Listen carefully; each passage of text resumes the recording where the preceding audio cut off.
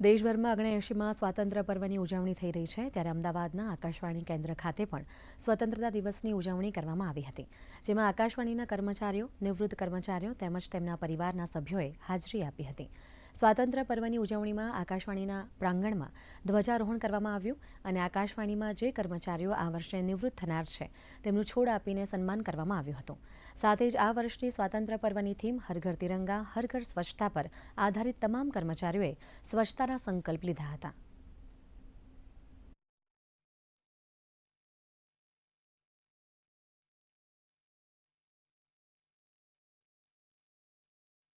आकाशवाणी अहमदाबाद ने सिंदूर ऑपरेशन के थीम पर हमने इसकी साज सज्जा की है और उसमें हमारे आकाशवाणी परिवार के सभी सदस्य इन्वॉल्व हुए हैं.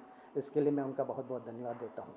साथ ही आकाशवाणी अहमदाबाद में आज स्वच्छता कैंपेन की हमने प्लेज ली है इस 15 अगस्त पे, और साथ में एक सिग्नेचर कैंपेन भी शुरू किया है जो साल भर चलेगा और हम अपने प्रांगण को, अपने आवास को, अपने परिसर को किस तरह से साफ़ सुथरा रखें उस पर हम जोर देंगे.